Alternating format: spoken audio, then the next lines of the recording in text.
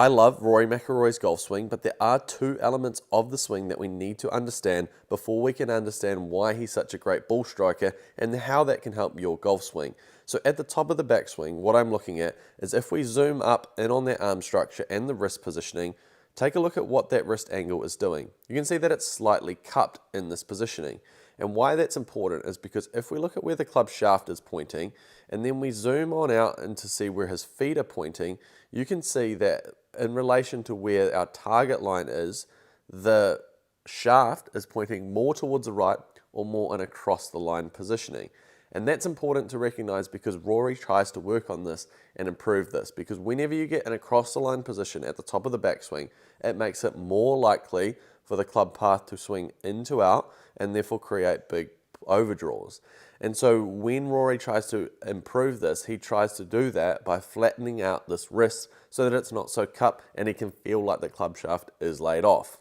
And if you're someone watching this video and want your golf swing analyzed just like this one here, comment or DM me the word analysis on Instagram for your chance to be analyzed. So once Rory gets this wrist angle into a better positioning, what he then can do is then just rotate as much as he wants without that club head getting too far in behind him on the way down.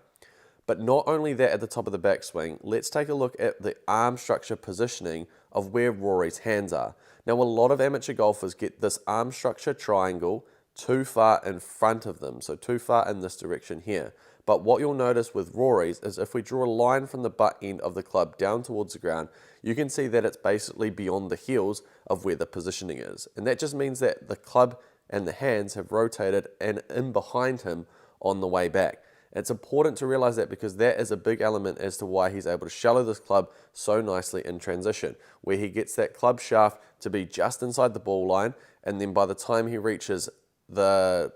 club almost being parallel with the ground, you can see that now the club shaft is on that right forearm. A lot of golfers struggle with getting that shaft to be on that left forearm instead of the right forearm. And what that's going to allow him to do is because that club head is in a good positioning there, he's just going to rotate his lower body and his upper body to get this club on plane. If you have a golfer with a shaft that's too steep in this position here, you can't continue to rotate the chest and the lower body, otherwise you're just going to have a club path that's too far out towards the left. But that's why Rory's is in such a good positioning, is because the club head works behind him, gets in a good spot, and then he's able to rotate through the shot and create a powerful move that he does every single year out on tour. Now once again, if you want your golf swing analysed just like this one here, comment or DM me the word analysis.